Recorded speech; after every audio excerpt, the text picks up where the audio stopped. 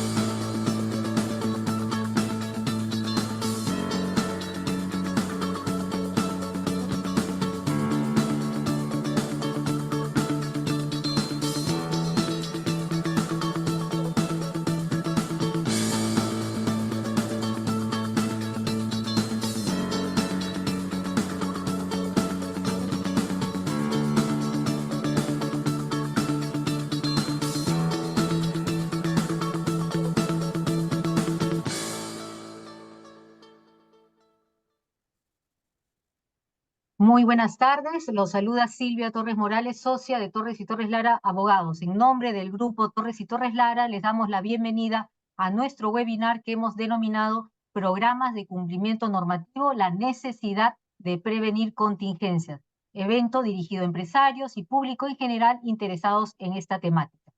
El estudio Torres y Torres Lara es una firma legal con 55 años de actividad ininterrumpida. A la fecha, contamos con un staff multidisciplinario de más de 40 abogados enfocados a brindar servicios de asesoría legal preventiva y correctiva en todas las áreas del derecho. Asimismo, cabe precisar que nuestra firma forma parte del grupo TITL, compuesto por ACE Consultores, una consultora económica y financiera del grupo, mediante la cual llevamos a cabo valorizaciones, due diligence, estructuraciones económicas financieras de empresas, estudios de mercado, entre otros. En segundo lugar, la Red Internacional de Negocios, a través de la cual llevamos a cabo operaciones de intermediación empresarial a través de nuestra plataforma de negocios y de nuestros business brokers. Con esta red, lo que se busca es facilitar el contacto entre nuestros clientes para la compra y venta de empresas, búsqueda de financiamiento, búsqueda de socios de negocios, ya sea a nivel nacional e internacional. Ya tenemos presencia en más de 20 países. Y en tercer lugar, LegalVerse, una empresa pionera en el sector Legal Tech del mercado peruano, dedicada a la automatización de procesos legales, regulatorios y de seguros. El grupo TITL periódicamente organiza estos eventos en favor de nuestros clientes permanentes y de invitados especiales. A continuación, cedo el uso de la palabra al doctor Alonso Morales Acosta, socio principal y jefe del área de protección al consumidor y competencia de Torres y Torres Lara Abogados, quien brindará unas palabras introductorias al presente evento. Buenas tardes, Alonso, adelante. Buenas tardes a todos. Bueno, bienvenidos a todos. Ya los extrañábamos a los eventos del estudio. En realidad vamos a tratar justamente sobre la temática de los programas de cumplimiento, dado que las autoridades, reguladores, entidades del Estado han estado dando que hablar sobre el particular, ¿no? Tenemos, por ejemplo, que hace unos años, hace unos 2 años, enviamos una comunicación preguntando a Indecopi cómo iba la implementación de los programas de cumplimiento. Un poco estamos en una evaluación del mercado en ese sentido, y nos dijeron que en realidad no habían recibido comunicación de ningún proveedor informando sobre la incorporación de sus programas de cumplimiento. Seguramente los han habido, porque sabíamos que en el mercado existían programas de cumplimiento, pero que no habían sido informados a las áreas de consumidor y de competencia. Así es que recientemente las autoridades se han puesto más activas y tenemos pues que han enviado una serie de comunicaciones a los gremios preguntando justamente sobre los estados de los programas de cumplimiento. Y le preguntan por eso si estas políticas, de alguna manera, en materia de protección del consumidor o publicidad comercial, están siendo implementadas porque no tienen ellos evidencias claras del cumplimiento normativo o compliance implementado, ¿no? De ahí que en su misma comunicación piden nombres y datos de contacto de los que han implementado, los agremiados que han implementado los programas de cumplimiento, y también envían un cuestionario de percepción sobre la implementación de estos programas de cumplimiento. Va a decir Indecopi, requiriendo a los gremios información específica sobre el grado de implementación de los programas de cumplimiento en materia de protección del consumidor y competencia. Indudablemente la Autoridad de Datos Personales no se ha quedado atrás y la Superintendencia de Banca y Seguros y concretamente la Unidad de Inteligencia Financiera han realizado una serie de procesos de supervisión, ¿no? Sobre el rol que están cumpliendo los programas de cumplimiento y los oficiales de cumplimiento. Simplemente como referencia, recuerden ustedes que 2014, esta fecha, ya han habido 8.569 procesos de supervisión llevados a cabo por la Unidad de Inteligencia Financiera. Y si ustedes pueden ver en el cuadro, miren, fuera de los bancos, estos son las otras sujetos obligados que están siendo fiscalizados en esos porcentajes. Muy alto en construcciones inmobiliarias, luego compraventa de divisas, compraventa de vehículos, notarios públicos, cooperativas de ahorro y crédito, comercio de joyas y piedras preciosas, ahora que estamos este tema, y préstamos y empeño. ¿Sí? El, el lograr acreditar los programas de cumplimiento normativo, su implementación es muy importante, pero más importante es lograr alcanzar la certificación sobre eso. En ese sentido que nosotros tenemos dos productos. Uno simplemente que se trata de implementar la parte normativa, que es, vamos a decir, un estándar mínimo, y otro que se logra, ¿no es cierto?, en un proceso de implementación más reforzado, más integral, para que las empresas alcancen las certificaciones. Para explicar todo esto es que tenemos presente a nuestros especialistas del estudio, los doctores Montenegro, Benítez, el doctor Guzmán, y tenemos además la presencia de uno de los especialistas más calificados en implementación de ISOs, que es el señor Anthony Bosch, ¿no? Un profesional eh, eh, docente además en las entidades internacionales y muy reconocido por los procesos de asesoría en las certificaciones ISO. Entonces, tenemos por eso una exposición muy rica que va a explicar todos estos aspectos y que va a presentar los productos que tiene el estudio para ustedes en materia de implementación de programas de cumplimiento y con la posibilidad de alcanzar certificaciones ISO, concretamente la 37301, basada en la gestión de programas de cumplimiento. Sin más que decir, para que podamos comenzar, le cedo la palabra a Silvia Torres. Muchas gracias al doctor Alonso Morales. Acto seguido, les informamos en primer lugar que la mecánica del webinar será la siguiente. Tendremos 4 expositores que desarrollarán los temas por un espacio aproximado de 35 minutos. Luego de las exposiciones, absolverán consultas de los participantes por un espacio máximo de 15 minutos. Por ello, les pedimos que durante las exposiciones vayan redactando sus consultas en el chat del Zoom para que puedan ser absueltas finalizadas las 4 exposiciones. Y les pedimos, por favor, que sean muy puntuales en sus preguntas y coloquen a quién va dirigida la consulta.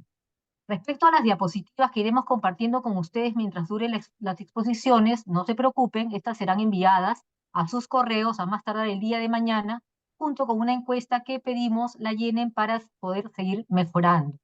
Dicho esto, pasamos a presentar a nuestra primera expositora, la doctora Guadalupe Montenegro Ruiz. Ella es abogada por la Facultad de Derecho de la Universidad San Martín de Porres, líder del área de consumidor de Torres y Torres Lara, abogados con grado de magíster en Economía y Derecho de Consumo, con experiencia laboral en Indecopi y es especialista en temas de derecho de consumidor. Damos el uso de la palabra a la doctora Montenegro para que inicie su exposición por un espacio máximo de 7 minutos, por favor. Adelante, Guadalupe. Muchas gracias, Silvia. Buenas tardes con todos. En efecto, el doctor Alonso mencionaba un tema bastante relevante. Esta figura del compliance en protección al consumidor y publicidad comercial no es una figura nueva. En realidad es una figura que ya estaba en el código desde el año 2010 y es en el 2019 que con su reglamentación se comienza a tener una idea de cómo realmente debería funcionar este programa de cumplimiento normativo. Sin embargo, ha sido recién en este año que Indecopi, a través de sus órganos de fiscalización, es que comienzan a investigar un poco y pedir información para saber quién realmente, qué proveedor realmente puede tener a la fecha un programa de cumplimiento normativo. Como antecedente, recordemos que había la posibilidad en esta norma de que la empresa que pueda implementar este programa de cumplimiento normativo se lo informe a Indecopi para que le pueda dar el apoyo técnico. Esa consecuencia de justo ese artículo que nosotros como estudio habíamos solicitado información en el 2022 para conocer un poco qué empresas la habrían implementado. En ese momento Indecopi bien señaló que como era un programa voluntario, nadie le había comunicado que en efecto contaban con este programa de cumplimientos normativos. Este es un poco el antecedente de por qué ahora realmente se está moviendo bastante y se está impulsando bastante el programa de cumplimiento normativo, pero este tema no es nuevo, porque básicamente el programa de cumplimiento normativo lo que te va a permitir a ti como proveedor es identificar los riesgos que pueda tener tu empresa. ¿Y para qué es necesario identificarlos? Que yo como proveedor quiero mejorar, quiero prevenir que en un futuro me puedan sancionar, quiero prevenir si he detectado un riesgo, como por ejemplo, tener un libro de reclamaciones en la página web y he visto que a la fecha no lo tengo, lo corrijo y si en algún momento me denuncian, posiblemente voy a salir, esa denuncia va a salir infundada, no va a haber ningún riesgo. Como también van a haber riesgos que por la calidad y el tipo de servicio no se va a poder prever, pero te va a ayudar para poder justificar un posible atenuante en la denuncia que te puedan plantear ante el Indecopi. Entonces nosotros conversábamos al idear un poco esta exposición que les hacíamos, cuáles son las noticias relevantes de los problemas que se han venido presentando a la fecha. Por ejemplo, teníamos hace poco lo que ha pasado en el aeropuerto, se fue la luz, y ahora a la fecha ya se emitió la noticia donde están señalando que el MTC va a dar una especie de compensación que se va a trabajar directamente con Corpat a los consumidores que se vieron afectados. Este tema se pudo haber previsto si es que los proveedores tranquilamente se sentaban a ver cuáles podían ser sus contingencias. Creemos que sí. En realidad, hace poco han dado la declaración de que aparentemente habían sido las ratas que habían estado comiendo los cables y posiblemente por eso se fue la luz. Algo que tranquilamente se pudo haber detectado en su oportunidad. Hace poco también han emitido unas sanciones contra las aplicaciones de reparto de comida por agregar de manera inmediata y sin consultarlo al consumidor el tema de las propinas. Algo que también ha sido sancionado son los casos de discriminación que se puedan dar en discotecas o en cualquier otro establecimiento. Estos temas se pudieron haber previsto, se pudieron haber detectado estos riesgos y corregirlos a futuro. Estamos conscientemente de que sí, sí se puede hacer.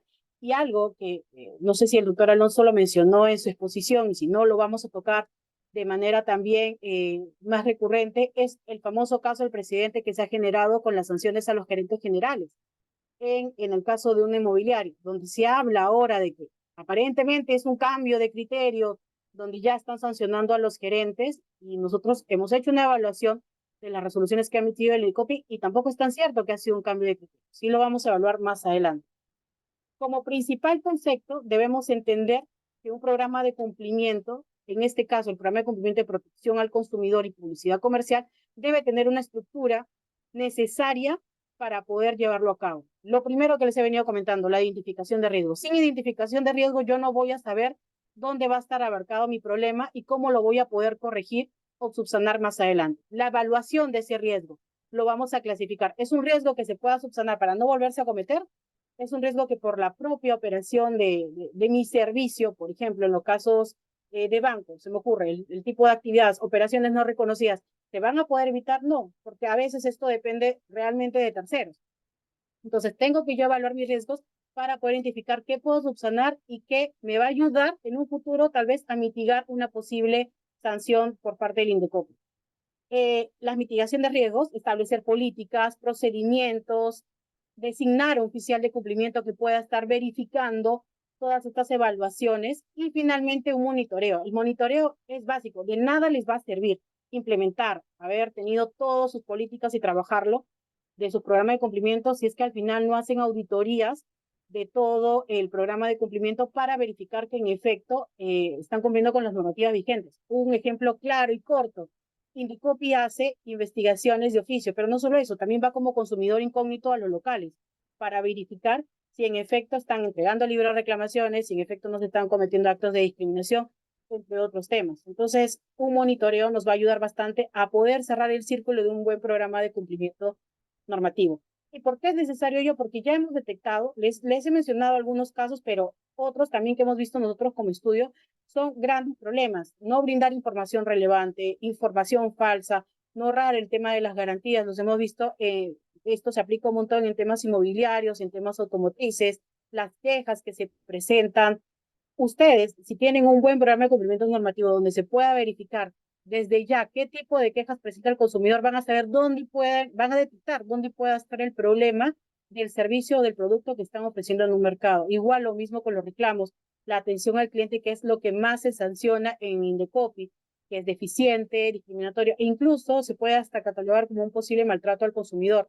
Todos estos problemas se pueden llegar a corregir si realmente nosotros desde un inicio, con un buen programa de cumplimiento, detectamos este daño que se puede hacer, no tener procedimientos correctivos. Ok, hay situaciones donde yo puedo ver como proveedor que no voy a poder lamentablemente subsanarlo, pero si es que ocurre, ¿qué vamos a hacer? ¿Qué protocolo se va a implementar? ¿Cómo se va a hacer una capacitación? ¿A quién vamos a llamar la atención? ¿Cómo nos contactamos al consumidor? Incluso este programa de cumplimiento les va a servir en el hipotético caso que no puedan llegar a un acuerdo conciliatorio con el consumidor, pero sí puedan demostrarle a Indecopi que tomaron todas las medidas necesarias para tratar de evitar o al menos corregir esa posible infracción por las cuales han sido denunciados.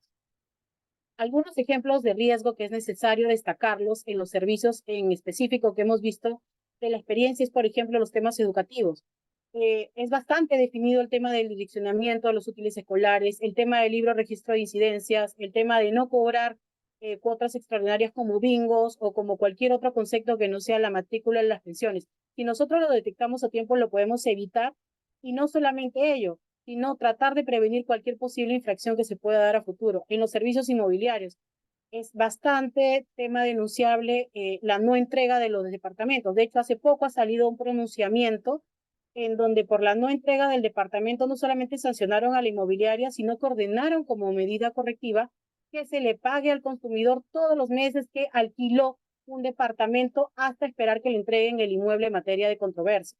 Entonces, ahí ya tenemos medidas correctivas que se van generando por cada caso en específico. Si tenemos un buen programa de cumplimiento, estamos seguros que ese tipo de pronunciamientos en Indecopi pueden ser hasta evitables.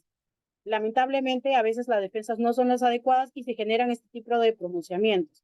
En servicios automotrices, como les indicaba, el tema de las reparaciones, la garantía, son hechos que realmente a la fecha son bastante sancionados por parte del Indecopi. En temas de bancos, el derecho al prepago, pago anticipado, la atención preferencial, incluso hasta los temas de cláusulas abusivas. Teniendo un programa de cumplimiento normativo, se puede prever esos principales riesgos y corregirlos para evitar cualquier posible sanción ante el Indecopi. Lo mismo aplica con los temas de servicios de seguro, las coberturas, que se puede hacer la no entrega de las pólizas e incluso la información que se le entrega al consumidor, no solamente a través de la póliza, sino a través del canal de atención al cliente.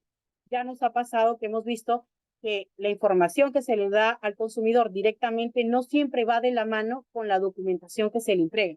Y ese tipo de situaciones se pueden prever como, incluso haciendo inspecciones de oficio o de consumidor incógnito, para saber qué tanto conoce tu personal la información que le brinda directamente al consumidor, incluso en los restaurantes con las cartas que se le entregan a todos los consumidores. Y estos riesgos, ¿qué nos va a traer como consecuencias? Que ustedes sean sancionados, no solamente con amonestaciones, sino con multas hasta 450 UITs, medidas correctivas y la devolución de los honorarios, costas y costos que se pueden pagar en este pronunciamiento. Ahora bien, el tema del compliance en materia de protección al consumidor y publicidad comercial, cuando ya se inicia una denuncia, lo que les va a ayudar es a reducir cualquier posible contingencia, evitarlas si es que las hacen de manera preventiva, pero si ya están ante una denuncia va a minorar esos riesgos.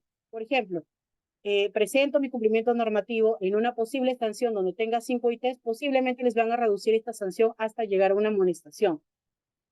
Ahora bien, Un minuto, te queda un minuto. algo que también se tiene que destacar es el tema de quiénes son los responsables.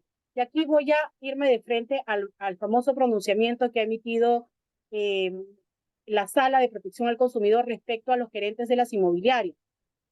Acá hay un tema muy básico. Ya el 111 hablaba de las posibles sanciones que tenían los directores o administradores o representantes, que era de manera excepcional si participaban en el planeamiento, realización, ejecución con dolo o culpa y tenían una multa hasta de 5 ITs. ¿Hubo realmente un cambio de criterio? No. Si lo vamos a ver acá en esta exposición que les hemos hecho, vuelven a hablar de la participación del gerente por culpa inexcusable, algo que ya estaba siendo evaluado para sancionarlo. Y hablan de una acción o una omisión. En el caso de la omisión, sí hablan si se omite las funciones de administración o gestión dadas por la Ley General de Sociedades o Estatuto. Pero eso básicamente ya era una figura que se evaluaba. ¿Cuál ha sido el problema acá? Básicamente lo que ha pasado es de que en la ejecución de la defensa no se hizo una buena aclaración del pronunciamiento que emitió en DECOPI y señaló que, si en efecto se verificaba que había omisión de funciones o administración de gestiones, se le sancionaba, pero en este caso en concreto verificaron que había una infracción por parte de la inmobiliaria y en automático esa infracción que había cometido la persona jurídica ya era responsabilidad del gerente general, cuando se debió haber establecido excepcionalmente si se había verificado un tema de culpa inexcusable, algo que no se dio en este caso. Y solamente para terminar, es necesario que cuando ejecuten y vean un programa de cumplimiento puedan establecer los medios, la matriz de riesgo, los lineamientos, políticas. Nosotros hemos dado en este PPT que les vamos a compartir varios ejemplos de cómo son las políticas que se deben de implementar para que así básicamente vaya de las manos con las capacitaciones y puedan tener no solamente lo que les señalaba en esta presentación, sino desde un inicio el famoso monitoreo y evitar cualquier contingencia, preverlas y si ya se dio, poderlas corregir para poder postular a una atenuante de la posible infección. Eso es todo por mi parte, sí. Muchas gracias. A continuación, presentamos al doctor Cristian Guzmán Arias, abogado por la Facultad de Ciencias Jurídicas y Políticas de la Universidad Nacional del Altiplano, con estudios de maestría con mención en Derecho Civil por la Universidad Católica, cuenta con amplia experiencia en relaciones obligatorias, protección del consumidor y competencia. Jefe del área de competencia y buenas prácticas de mercado de Torres y Torres Lara Abogados. Adelante, Cristian. 7 minutos, por favor. Sí. ¿Qué tal? Buenas tardes. Gracias, Silvia. Para hacerlo, dentro del tiempo que tenemos, esto lo acaban de escuchar. El compliance sirve para reducir responsabilidades, evitar contingencias y aminorar riesgos. Sin embargo, en temas de publicidad, sobre todo en temas de competencia desleal, los riesgos no solo están dentro de la empresa, sino pueden provenir de afuera. Recordemos brevemente tres situaciones importantes que han pasado y seguramente ustedes las conocen. De acuerdo con la ley de competencia, de represión de competencia desleal, cualquier persona natural que actúa en nombre de la empresa o por encargo de la empresa, le genera a la empresa responsabilidad por sus propios actos.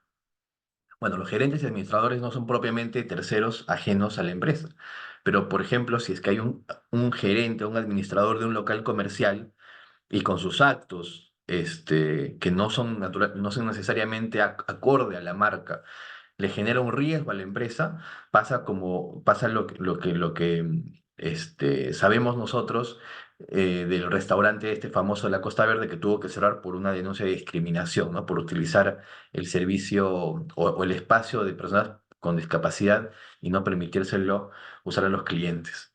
O, por ejemplo, cuando la empresa o la marca contrata a community manager y el community manager puede emitir un mensaje que no se acorde con la marca, pero eso ya le genera responsabilidad a la marca. O cuando se contrata agencias o influencers y no se controla el contenido de la publicidad. En estos casos, por ejemplo, una agencia de publicidad puede tener un contenido discriminatorio, como en efecto fue el caso de los colchones de Saga Falabella, que se los acusó de generar estereotipos negativos a personas afrodescendientes. Entonces, en temas de publicidad, el riesgo también está con nuestros stakeholders, las agencias que contratamos, los influencers que contratamos, el community manager o también el propio personal. En general, las multas que pueden imponer la autoridad de consumidor son estas, máximo 450 UITs, pero también en temas de publicidad comercial, la autoridad de leal competencia puede imponer multas de hasta 700 UITs. Para tratar de evitar esto, yo voy a hacer un breve repaso para que ustedes sepan cuáles son las reglas básicas y muy, muy puntuales sobre la publicidad comercial. En principio, la publicidad comercial, de acuerdo a nuestro ordenamiento, es cualquier medio para persuadir a los clientes que consuman nuestros productos y servicios. pero también es a la vez un mecanismo, un medio a través del cual debemos transmitir información ideal, idónea a los consumidores. Es por eso que, como les decía, hay dos autoridades en este ámbito que pueden tener sanciones contra las empresas.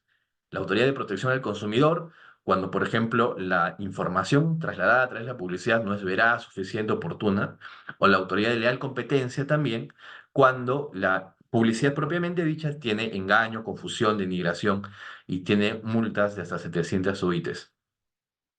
Bueno, hay publicidad subjetiva, como por ejemplo cuando Red Bull dice que te da alas y obviamente eso no ocurre en la realidad, pero también hay publicidad objetiva, cuando una empresa señala datos específicos de su producto que tienen que ser contrastados con la realidad. En este ámbito de la publicidad objetiva, necesariamente debemos recordar dos principios. Uno, esta publicidad, el mensaje objetivo tiene que ser veraz. Y dos, tiene que haber pruebas anteriores a la emisión de esa publicidad que respalden esa información objetiva. Teniendo en cuenta esas reglas básicas de la publicidad, les voy a mostrar ciertos riesgos, los riesgos más comunes que se tienen en publicidad comercial en todo tipo de empresas. Por ejemplo, no hacer una correcta publicación de las promociones comerciales. Una promoción comercial es siempre temporal, es una condición excepcional, temporal, ventajosa, por ejemplo, de rebaja de precios. Para eso la norma señala que tiene que haber al menos tres cosas claras en la publicidad: la duración, el stock y las restricciones si es que hubiere. Acá, por ejemplo, vemos que esta publicidad sí cumple, tiene una rebaja de precio, tiene una fecha de vencimiento y un stock mínimo. Pero a veces la publicidad no sale de esa forma y acá es muy genérico. En las reglas de nuestro país esto sería una publicidad sancionada. También hay otros riesgos como por ejemplo de utilizar los famosos patrones oscuros. Los patrones oscuros no son otra cosa que herramientas, mecanismos para poder influir en la decisión de los consumidores, pero a través afectando la buena fe. Por ejemplo, poner en la publicidad señales de urgencia, acciones forzadas, inclusión de productos no deseados en la compra, o por ejemplo los famosos precios de referencia ficticio. En nuestro país, esto ya ha sido materia de investigación por parte de Indecopi. En el 2021, una cadena de tiendas fue sancionada por ese motivo. Por ejemplo, este televisor tenía un precio de 699 soles siempre, pero justo en la temporada de ofertas, de promociones comerciales por parte de la tienda, se subió el precio para que aparentemente hubiera una rebaja, pero en verdad el producto siempre costó 699 soles. Entonces, este tipo de patrones oscuros son sancionados por Indecopi. Otro riesgo que podría tener la empresa en temas de publicidad comercial son las llamadas spam. Y esto está de moda porque, como sabrán, hace unos días el Congreso aprobó una modificación a la ley. Bueno, antes, y hablo de hace más de 10 años, las empresas no podían, podían llamar libremente a cualquier persona, excepto a los que se habían inscrito en una lista que se llamaba Gracias, no insisto. Ahora, sin embargo, se tiene que recabar un consentimiento previo y el Indecopi está fiscalizando incluso con inteligencia artificial este cumplimiento. Desde, si es que esta ley que aprobó el Congreso se publica por el Ejecutivo, entonces será un poco más dura la fiscalización para que las empresas recaben el consentimiento antes de mandar publicidad comercial, no solo por llamadas, sino por correo electrónico, por mensajes masivos, etcétera. Y finalmente, bueno, hay nuevas tendencias también en temas publicitarios, ¿no? Hay publicidad de emisiones, reducción de emisiones de CO2, con productos compostables, degradables, sostenibles, ecoamigables. Esta publicidad que es medioambiental está también prevista en una guía eh, presentada por el Indecopi, en donde si es que la empresa realmente ha exagerado o no tiene productos que colaboran con el medio ambiente, son sancionados por esta práctica que se le llama greenwash. Finalmente, no sé si me queda un minuto, Silvia. Tienes eh, un minuto. Perfecto. Ahí les quiero traer a colación unas tres o cuatro ejemplos de actos que constituyen competencia desleal. Porque no solamente a través de la publicidad, bueno, a través de la publicidad se puede hacer muchas infracciones, pero también en normas de competencia desleal se pueden sancionar, por ejemplo, estos actos de engaño como una expectativa, realidad. que al final no es como en la fotografía, o actos de confusión, cuando, por ejemplo, se utiliza las características de una empresa para poder confundir a los clientes, y en este caso, por ejemplo, el rey de las hamburguesas, Burger King, o sea, esto en verdad no forma parte de la cadena Burger King, pero, o sea, se atrae a consumidores mediante actos de engaño o confusión. O cuando se explota la reputación ajena. Por ejemplo, ya el Indecopi sancionó a una persona que ustedes conocerán el famoso programa de televisión Yo Soy. Entonces, no dicen que son imitadores, sino se presentan como con el nombre de los artistas, Nino Bravo, José Feliciano, ¿no? Esto también es sancionado por Indecopi. O en actos de denigración, cuando a través de una publicidad hacemos quedar mal a la otra marca. Por ejemplo, esta Coca-Cola y Pepsi verán este comercial. Un niño aparentemente compra Coca-Colas.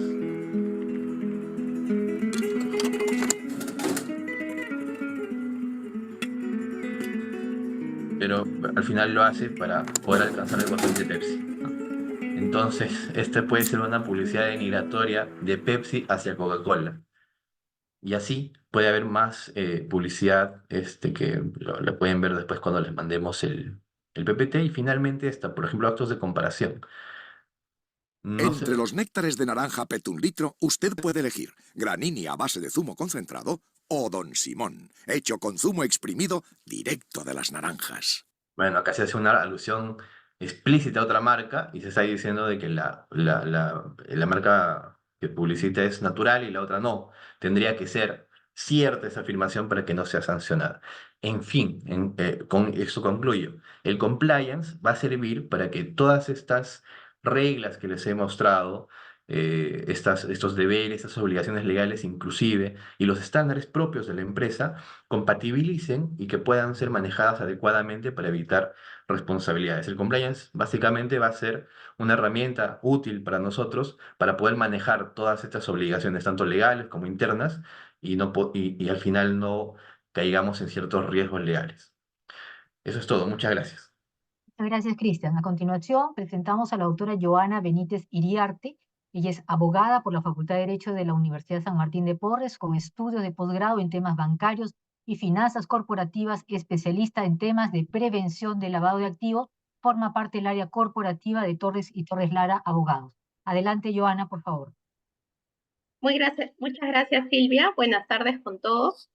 Bueno, como hemos visto de las exposiciones anteriores, el programa de cumplimiento tiene un objetivo claro, que es prevenir y mitigar ciertos riesgos, ¿no? El impacto de ciertos riesgos en una empresa. Entre estos riesgos podemos resaltar el riesgo legal, ¿no? En el caso de incumplimientos de algunas normas de carácter obligatorio, el riesgo reputacional y los riesgos que vamos a ver en particular conmigo es el riesgo de lavado de activo y financiamiento de terrorismo. A través de la Ley 27693 y la Ley 29038 se han determinado ciertas actividades económicas realizadas por personas naturales o por personas jurídicas que son calificadas como un riesgo, ¿no?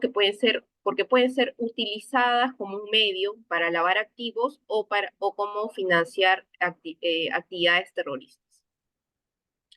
Y a estas actividades económicas o a estas empresas o personas naturales que realizan estas actividades se les denomina como sujetos obligados, ¿no? Sujetos obligados a reportar operaciones sospechosas que detecten, ¿no? En el curso de las actividades que realizan, ¿no? Y tienen la obligación de reportarla a la unidad de inteligencia financiera.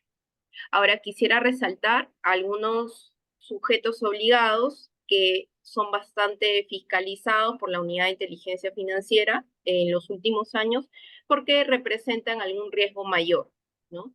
Entre estos tenemos a las inmobiliarias, a las constructoras, los notarios, las empresas mineras, casas de cambio, corredores de seguro, agentes inmobiliarios, también fueron incluidos como sujetos obligados los contadores, los abogados, también tenemos las empresas de préstamo, y el año pasado fue incluido como sujeto obligado los proveedores de servicios de activos virtuales. Ahora, estos sujetos obligados tienen que implementar todo un sistema de prevención de lavado de activos para que puedan detectar operaciones sospechosas que posteriormente van a ser reportadas, como mencioné. Y para la implementación de este sistema de prevención de lavado de activos implica el cumplimiento de determinadas obligaciones. La primera obligación es la designación de un oficial de cumplimiento ante la Unidad de Inteligencia Financiera. Este oficial de cumplimiento, ¿no?, va a ser el encargado de supervisar la vigilancia del funcionamiento del sistema de prevención dentro de la empresa, ¿no? O en caso de la persona natural, podrá designarse como oficial de cumplimiento, ¿no?, si es una persona natural la que realiza la actividad. Y en el caso de una persona jurídica, tiene que necesariamente una persona natural cumplir con esta función, ¿no? Una vez que ha designado su oficial de cumplimiento, ¿no?, la empresa tiene que contar con un manual de prevención de lavado de activos que va a recoger todas las obligaciones que tiene en esta materia.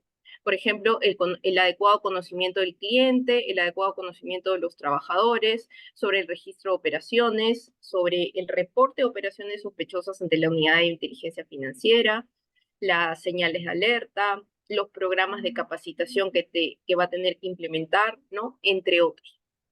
Luego tenemos la obligación de contar con un código de conducta que va a, digamos, que va a desarrollar cuáles son las obligaciones, ¿no?, los deberes éticos que tienen los trabajadores con la empresa para prevenir el lavado de activos. Luego tenemos la gestión de riesgos de lavado de activos, y tienen que implementar, tienen que contar con políticas para gestionar adecuadamente estos riesgos dentro de la organización. También tienen como obligación la capacitación anual de sus trabajadores, y no solo sus trabajadores, ¿no? En el caso de ciertas empresas que cuentan con directorio, también tienen que capacitar a sus directores, y el oficial de cumplimiento también tiene que recibir capacitaciones de carácter obligatorio. También tiene que registrar las operaciones de acuerdo a los montos que van a ser determinados de acuerdo al tipo de sujeto obligado que se trate, ¿no? Porque el registro de operaciones en caso de cada tipo de sujeto obligado es distinto. El reporte de operaciones sospechosas, que lo hace el oficial de cumplimiento, ¿no?, y reporta estas operaciones sospechosas a la Unidad de Inteligencia Financiera.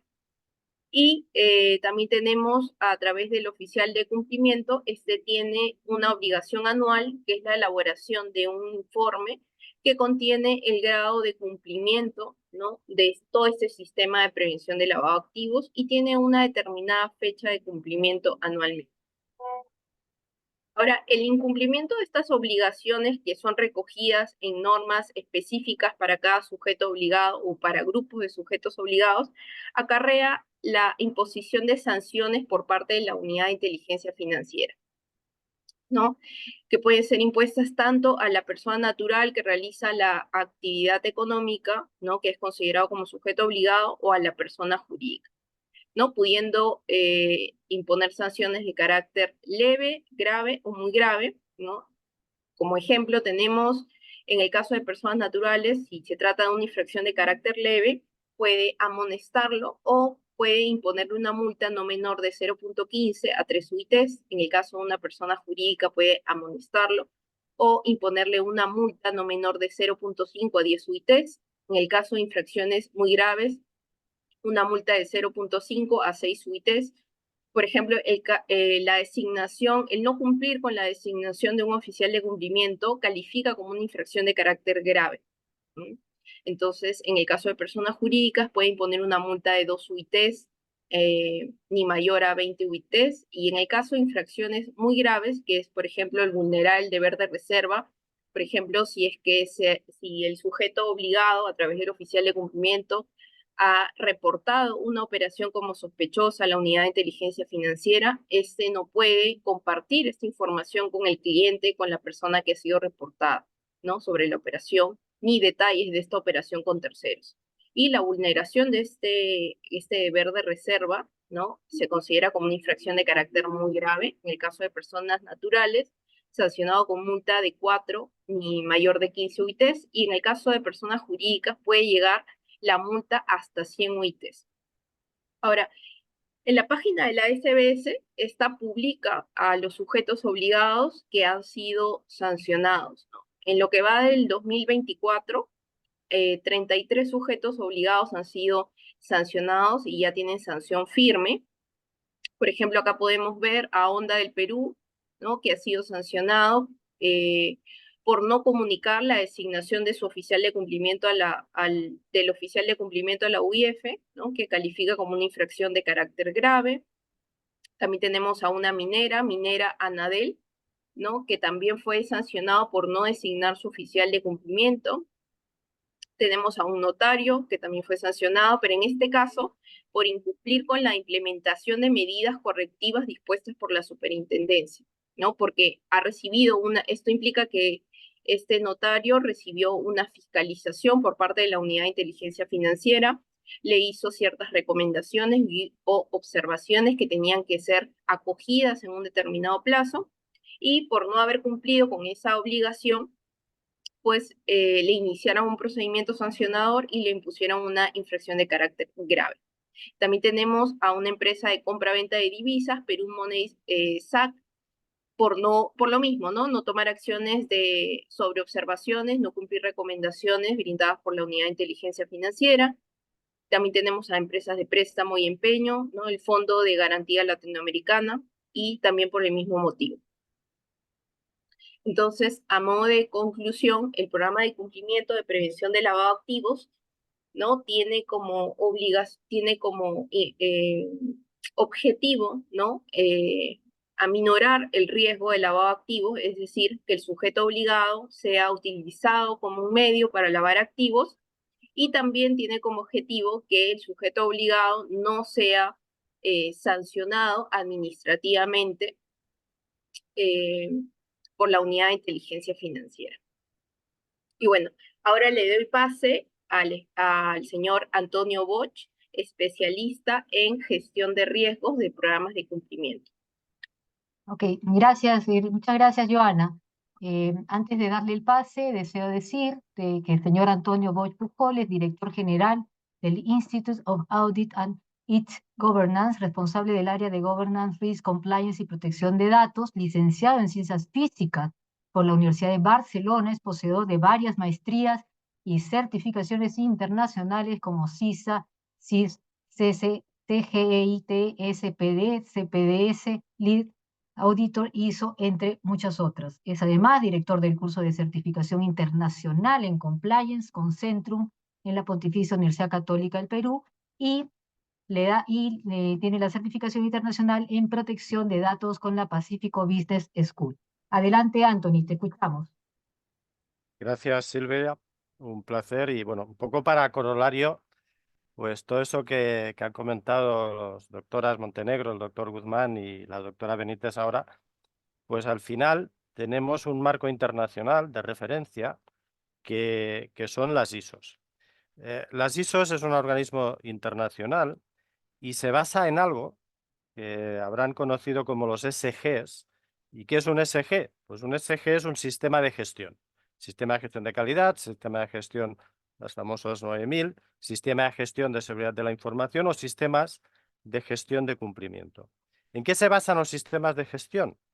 Pues en lo que se conoce precisamente en el ciclo de mejora continua o ciclo de Deming. Curiosamente, aunque es el ciclo de Deming, no lo inventó Deming, sino que fue realmente Walter Stewart quien lo diseñó, pero como quien lo desarrolló pues fue Deming, se conoce como el ciclo de mejora de Deming o el ciclo PDCA, en inglés Plan, Do, Check, Act, o en español planear, hacer, verificar y actuar. ¿En qué se basa? Pues creo que resume bastante lo que son los sistemas de gestión, estas 4 frases. Es decir, no se puede mejorar nada que no se haya controlado, no se puede controlar nada que no hayamos medido, no se puede medir nada que no se haya definido y desde luego no se puede definir nada que no hayamos identificado. Algo en lo que ha pivotado las intervenciones de los anteriores expositores, pues se ha basado en identificar riesgos. Y tenemos una ISO específica para la identificación o la gestión de riesgos, no solo la identificación, que correspondería saber el riesgo, analizarlo, el tipo de riesgo, sino desde luego poderlo tratar de forma adecuada. Y esta ISO es la ISO 31000 o en el caso de Perú la NTP, la norma técnica peruana, que de hecho es una traducción literal de la ISO 31000 que ya se publicó en 2018. Y lo que busca precisamente es sistematizar la forma como acometemos los riesgos, lo que han ido levantando de forma muy clara mis anteriores expositores y evidentemente eso implica un conocimiento detallado de la organización. ¿Eso qué implica? Pues primero situarnos, es decir, establecer el contexto sobre el cual nos estamos moviendo. Va a ser nuestro marco legal, nuestro marco de referencia. No es lo mismo España que Perú, que Colombia, porque tienen, si bien son marcos parecidos, en el fondo cada uno tiene su normativa y por tanto tenemos que ver ese contexto y además no olvidemos que estamos en un entorno multinacional y por tanto muchas de las organizaciones, incluso los que nos están acompañando, pues no tienen solo actuaciones en Perú, sino que las tienen en diferentes países.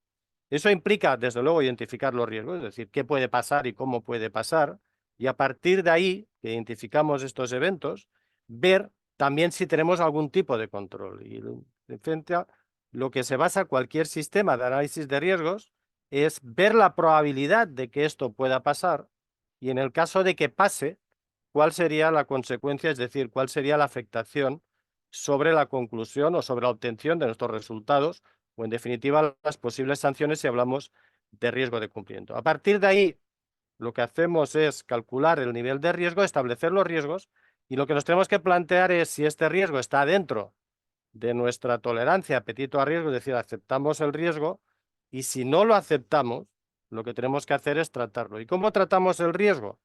Pues una vez lo hemos identificado, lo que tendremos que hacer es poner controles para minimizar este riesgo. Y ahí eso nos lleva a todo lo que hemos visto al final, lo que estamos viendo y lo que se ha estado exponiendo es cumplimiento normativo.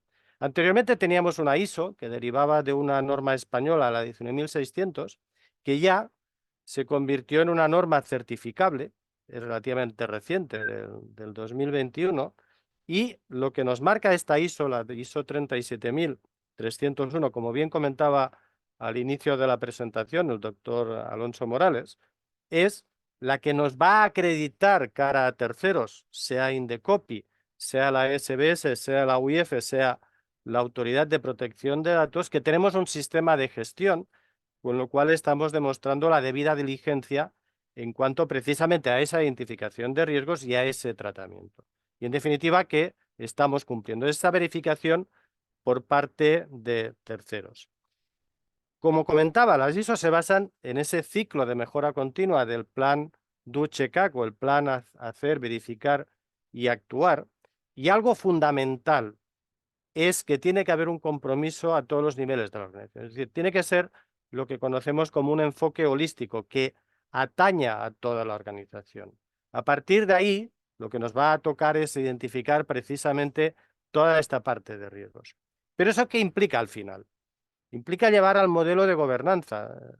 Se darán cuenta de que desde hace unos pocos años se ha añadido a los estudios y en general a las organizaciones la práctica del GRC, del Governance, Risk and Compliance, es decir, gobernanza, riesgo y cumplimiento. Y lo que pivota realmente es la parte de gobernanza, el buen gobierno dentro de la organización.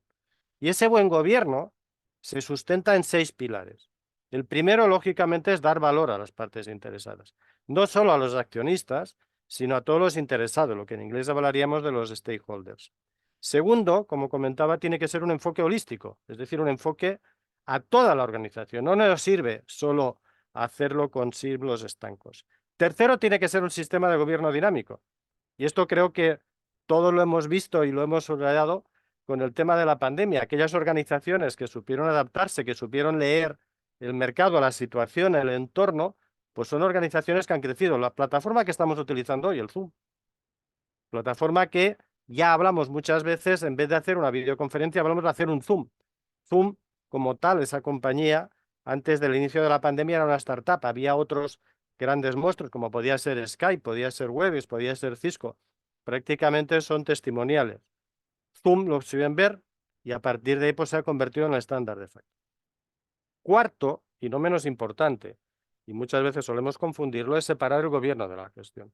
Gobierno es tomar las decisiones estratégicas, gestión es aplicarlas. Quinto, tiene que ser un gobierno o un sistema de gobernanza adaptado a las necesidades de la empresa. No es lo mismo aplicar un sistema de gobernanza a una minera o aplicarlo a una entidad financiera o a una inmobiliaria o una compañía de compraventa, etcétera. Es diferente, incluso a una gran empresa o a una MIPE. Y sexto, como tal, tiene que ser un sistema de gobierno íntegro, es decir, la parte de ética, y esto ahí es lo que estamos también. Pero todo esto al final se basa en información. O sea, no nos engañemos, es decir, tenemos todos nuestros sistemas y al final los tenemos informatizados y tenemos cantidad de datos que si estos datos sabemos estructurarlos, va a darnos información. Pero ahí juega un papel fundamental la calidad de la información. Creo que todos somos conscientes de las famosas fake news o de la capacidad de manipular. Hoy en día con los sistemas de inteligencia artificial es muy fácil manipular imágenes, no digamos ya manipular audios, etcétera, pero ya se ha llegado a un sistema de sofisticación tan grande de que tú tomando una foto de esta persona la puedes incluir en otro video y tal, incluso la sincronización con los labios. Y ahí implica tener varios parámetros. Uno, el valor de la información intrínsecamente, el valor per se de la información, si esos datos se corresponden con los datos reales. Segundo, la seguridad y la privacidad. Ha salido a colación el tema de tener los datos y esa compartición. Y finalmente, el valor contextual, esa información puesta en contexto en nuestra organización. Muchas veces nos estamos perdiendo por ese exceso de información. Por tanto, es importante tener primero la información fidedigna, ese valor intrínseco, pero luego ponerla en contexto dentro de la organización. Esto nos puede ayudar a definir, no entraremos en más detalle, lo que conocemos como los niveles de madurez dentro de nuestras áreas. Lo ideal se basa en una escala de 0 a 5 y es llegar a un nivel 3, es decir, un nivel donde tenemos los estándares, sean las ISO o sean estándares o puedan ser las normativas, perfectamente definidos. A partir de ahí nos va a permitir montar o definir métricas y a partir de métricas lo que nos permitirá es armar esa mejora continua. Y a modo de colofón, pues este sería el panorama que les toca a las organizaciones. Empezamos con el tema de PLAF, como bien ha indicado. Seguimos con nuestra ley de responsabilidad penal de persona jurídica, que aquí el legislador le dio miedo y se habló de responsabilidad administrativa y luego responsabilidad de persona jurídica. Recién se amplió a más responsabilidad penal. Tenemos todo el tema de incumplimiento, como puede ser datos personales, el tema de competencia, protección al consumidor, propiedad industrial, etcétera. Y luego llegaríamos a un nivel ya de autorregulación vinculante que sería esta ética empresarial. ¿Qué nos toca hacer? Bueno, pues primero determinar cuáles son los impulsores. Los impulsores puede ser, pues o porque tenemos una normativa y que nos obliga, o porque queremos dar un mensaje cara a la sociedad, cara a nuestros stakeholders, clientes, incluso proveedores, etcétera, de que nosotros somos y cumplimos de forma adecuada. Segundo, lo que tenemos que hacer es identificar dónde estamos. Y ahí eso pasa por hacer nuestros famosos diagramas FODA, etcétera, pero implica desde luego identificar nuestros riesgos. Tercero, ¿dónde queremos estar? O sea, tenemos que definir el estado de partida y el estado final. A partir de ahí veremos qué es lo que tenemos que hacer y cómo tenemos que hacer, que será nuestro plan de ejecución. Pero es importante que definamos nuestras métricas, es decir, poder tener claro si hemos logrado llegar. Y no quedarnos en el camino, precisamente en este manejo del programa de mejora continua o del plan de mejora continua, que son los sistemas de gestión, es ver cómo mantenemos el impulso y retamos. Y ya para terminar, plantearnos el siguiente dilema. ante un problema que tengamos en nuestra organización y una toma de decisión, lo primero, lógicamente, es preguntarnos si es legal. Segundo, puede ser legal, pero tenemos que plantearnos si es ético. Tercero, puede que sea legal, pueda que sea ético, y ver si generará confianza. Y cuarto, y no menos importante, y creo que todos lo tenemos presente, planteémonos la siguiente pregunta. Aunque sea legal, aunque sea ético, aunque genere confianza con nuestros accionistas, con nuestro directorio, ¿generará algún problema si aparece en prensa? Planteémonos esta cuestión y quizá al final, pues según qué decisiones las tomemos de otra manera. Muchísimas gracias. Muchísimas gracias. A continuación, antes de pasar a la etapa de preguntas, quiero darle el uso de la palabra a la autora Guadalupe Montenegro, quien va a explicar un poquito los servicios que el Estudio Torres y Torres Lara está brindando en relación a lo tocado en este webinar. Adelante, Guadalupe, y regresamos luego con las preguntas. Gracias, Silvia. Sí, como les comentábamos al inicio, a consecuencia de todo lo que hemos podido ver en nuestra práctica recogida con las empresas que han sido las más denunciadas, incluso con las supervisiones y fiscalizaciones que ha venido haciendo el Indecopi, hemos ideado 3 servicios bastante puntuales. Uno es la asesoría que les estamos brindando a todos los proveedores para lograr cumplir. Ay, perdón, esto es del. Disculpen, creo que. Silvita, no sé si se puede ver la primera hoja. Sí, estamos en asesoría. A ver, un ratito. Que no sé por qué no aparece. Asesoría para lograr la certificación. Está saliendo listo. servicios, la primera y la segunda. Ya se Se ve está la viendo, primera y la sí. segunda. Sí. Sí, en efecto, muchas gracias. La asesoría para la implementación de un programa de cumplimiento normativo, nosotros, en conjunto con el señor Anthony Bosch, estamos a su disposición para poderles incluso hacer un servicio de identificación de riesgos y poder ver dónde están sus problemas en el servicio de los productos que están vendiendo en el mercado y poderles así ver 2 temas. Uno, que es la asesoría para la implementación de este programa de cumplimiento, y la otra que va de la mano con el ISO que les venía comentando Anthony. También nuestra área de la exposición que ha hecho la doctora Joana Benítez está ofreciendo el servicio de implementación de la prevención del lavado de activos. E incluso, como ya les comentó el doctor Alonso desde un inicio, han existido unas multas bastante fuertes por no haber designado oficiales de cumplimiento o la elaboración de los manuales correspondientes. Así que también en ese ítem estamos ofreciendo estos servicios. Silvia, me pongo a tu disposición ahora sí para las preguntas pertinentes. Correcto, muchísimas gracias. Por razones de tiempo hemos tenido que seleccionar 2 preguntas por cada expositor. Paso a dar lectura. En primer lugar, para Guadalupe. Si yo demuestro, Guadalupe, que he capacitado a mi personal para prevenir reclamos, ¿es igual de necesario tener un compliance en materia de protección al consumidor y publicidad? Gracias, Silvia. Nosotros, como hemos dicho en esta exposición, uno de los ítems que tiene el programa de cumplimiento no solamente son las capacitaciones, sino también todo el conjunto donde tenga que intervenir el directorio, desde la parte más arriba hasta la persona que atiende directamente al consumidor.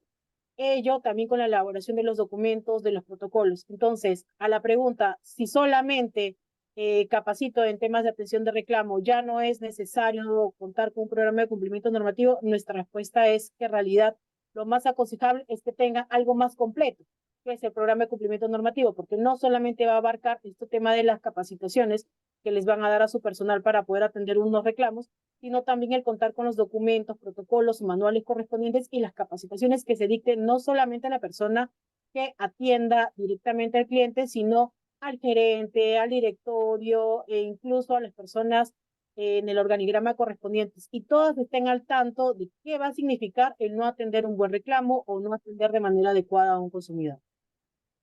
Correcto. Segunda pregunta, que es, bueno, segunda y tercera. ¿Se pueden identificar varios riesgos y tener varios compliance? ¿Y tiene obligación de presentar plan de riesgos al Indecopi una empresa que hace un evento o de repente un plan de contingencia?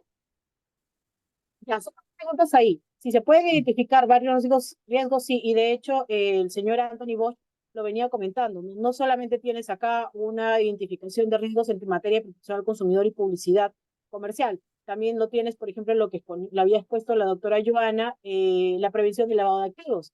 Ese es otro riesgo que también pueda tener la empresa. No solamente ellos, sino también en temas de datos personales, que es un servicio que también el estudio viene brindando de la mano con Anthony, ¿no? Entonces, ¿se pueden tener varios programas de cumplimiento normativo? Claro que sí, pero va a depender básicamente de cuál es el servicio en sí que ofrece la empresa. Por eso es importante sentarnos con el cliente, escuchar cuál es su servicio, el servicio que está ofreciendo, e identificar dónde podrían estar los riesgos para en base a ello trabajar un programa de cumplimiento normativo. Y sobre la tercera consulta, tienen la obligación de presentar el plan de riesgo al Indecopi, una empresa que hace eventos y o plan de contingencias. Entiendo que es una pregunta de un caso puntual. Si, por ejemplo, el hecho denunciado es que tuvo sus eventos y se pasó con el límite del aforo, o por ejemplo, algo que instalaron causó no sé, pues, un accidente, y el Indecopi requiere este plan de riesgos o el plan de contingencias que pueda tener una empresa, están obligados a entregarlo, porque esto va a ayudar a esclarecer exactamente todos los documentos que ustedes han tenido en regla y cómo así pueden tranquilamente eximirse de responsabilidad o, en caso tengan alguna responsabilidad, puede buscar atenuantes correspondientes. Esa es toda mi parte, Silvia. Muchas gracias. Ahora, para el doctor Cristian Guzmán, aquí hay un caso. Si no contrato a un influencer, sino que le doy uno de mis productos y el influencer dice algo indebido en la publicidad, ¿mi empresa también es responsable o no hubo contrato ni pago alguno? Silvia. Ujú. Sí, a veces se piensa de que es necesario un contrato formal, como lo conocemos, con un documento y firmado por ambas partes para que haya una relación entre entre las dos empresas, ¿no? La marca, por ejemplo, y el influencer como un agente de publicidad. Pero en realidad, un contrato es ya un acuerdo, inclusive verbal, entre la marca y el influencer que va a emitir un mensaje publicitario por cualquier red, por eso puede ser incluso por las redes sociales del propio influencer. Es usual de que un influencer reciba canjes de las empresas y que las publicite en sus historias, por ejemplo, de Instagram. Eso ya es una relación de servicio, es una relación entre la marca y la empresa y el influencer. De tal forma de que si el influencer dice algo indebido, por ejemplo, dice frases discriminatorias en general en su red social con el producto, con la marca que está en sus manos, la responsabilidad va a caer en la empresa. Y es porque lo que les había leído en un inicio, la ley de competencia, de reparación de competencia desleal, atribuye a las empresas la responsabilidad por los actos que han ocasionado cualquier persona que haya actuado en su nombre o en su representación, ¿no? Entonces, sí, hay una responsabilidad, por eso es importante controlar los mensajes publicitarios antes de que salgan, y eso se hace a través de un compliance. Correcto. Y la segunda pregunta, mi competidor está ofreciendo mayores sueldos a mis trabajadores para que dejen la empresa y está diciendo a mis clientes que mis productos son Bamba. ¿Esto lo ve Indecopi? Sí, totalmente. Esto lo ve Indecopi porque es un acto de competencia desleal. No lo he dicho en la exposición, pero bueno, hay varios actos de competencia desleal también, ¿no? Este se llama sabotaje empresarial. Sin embargo, hay que tener cuidado porque, por ejemplo, si es que la empresa competidora le ofrece mejoras salariales o un mejor puesto a los trabajadores, eso no es indebido, eso forma parte de la dinámica de la competencia en un mercado, ¿no? Eso de por sí no está mal, no es una infracción. Sí estaría mal si es que es un plan, por ejemplo, del competidor para poder eh, interferir en la dinámica comercial de esta empresa con sus clientes. Por ejemplo, si es que, como decía la segunda parte de la pregunta, si es que habla mal de la marca frente a los clientes, eso sí se considera un acto de sabotaje empresarial, porque uno está denigrando a la empresa y dos, no tiene o no puede no ser cierto esto de que los productos están en mal estado. Por lo tanto, sí es una materia denunciable ante el Indecopi, específicamente ante la Autoridad de Competencia Desleal. Muchas gracias. Pasamos a las preguntas de la doctora Joana Benítez. Joana, al modificarse la norma que regula un sujeto obligado, ¿se debe efectuar también la modificación del manual? Sí, A ver, atendiendo a esa consulta, efectivamente corresponde no solamente la modificación del manual, sino la adecuación de todo el sistema de prevención de lavado de activos cuando se hace una modificación normativa. Correcto. Y la segunda pregunta es, si no he designado a mi oficial de cumplimiento, ¿qué tipo de sanción podrían imponerme?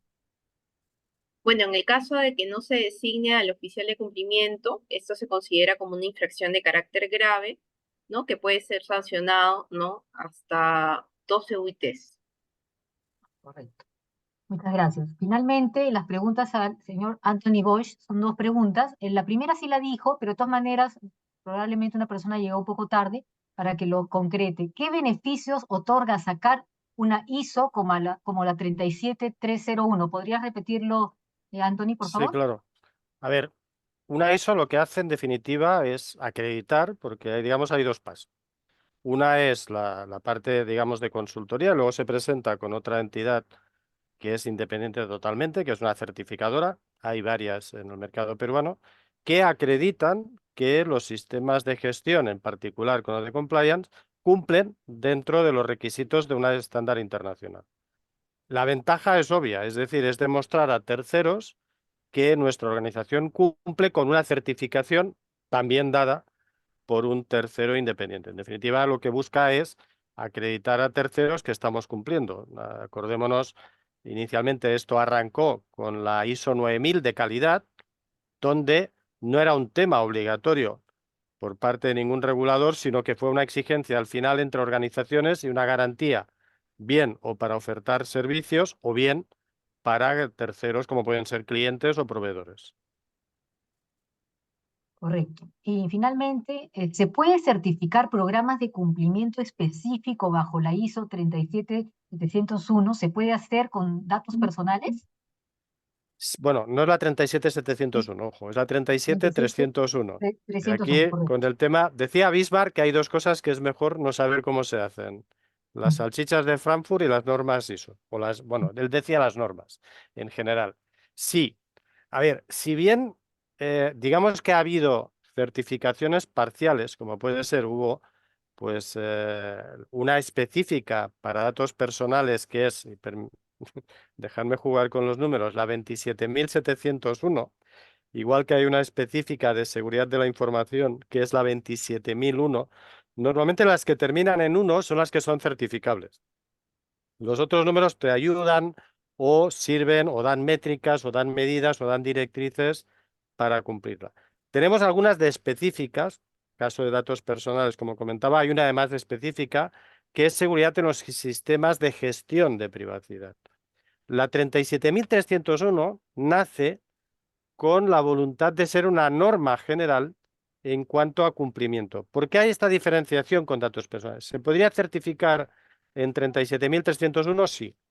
De hecho, hay algunas certificadoras que consideran que la 37301 implica que tienes que certificarte toda la organización, con lo cual es imposible. O sea, nadie lo va a hacer, nadie va a hacer un modelo de certificar toda la organización por costes y por tiempo, eso está claro. La propia norma te permite, siempre que tú lo acotes de forma detallada, certificar, digamos, de forma sectorial o de forma por áreas, como se podría certificar perfectamente con la 37301 datos personales, si bien hay una específica en cuanto a seguridad, en cuanto a sistemas de gestión de datos personales, que es la 27701. ¿Qué es lo que se puede hacer? Y quizá un poco a modo de resumen, porque puede parecer esto es un mundo que yo no entro y tal. Pues una de las cosas que es habitual hacer desde el punto de vista de la ecuación de las organizaciones, pues es hacer una primera etapa de levantamiento de riesgos. Es decir, en base a la 31.000 se puede hacer pues, lo que conocemos como el mapa de riesgos o el mapa de calor, donde famosos coloritos en rojo, amarillo, verde, etcétera, o blanco, donde tenemos un diagnóstico de la organización.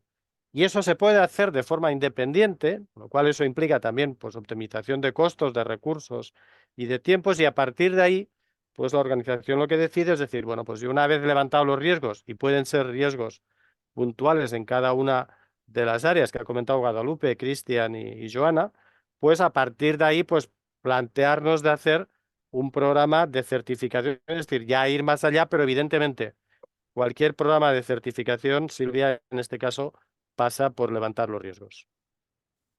Conforme. Muchísimas gracias. Agradecemos a nuestros expositores Guadalupe Montenegro, Cristian Guzmán, Joana Benítez y Anthony Bosch por tan interesantes presentaciones. En caso haya quedado alguna pregunta sin responder, pueden contactarnos al correo que aparece en la diapositiva, contacto@titl.com.p. Con esto damos por finalizado nuestro webinar, esperando reencontrarnos pronto en otros eventos. Seguimos trabajando y apostando por nuestro país. Muchas gracias y buena salud para todos. Seguimos adelante. Muchas gracias. Gracias. Muchas gracias, hasta luego. Hasta luego.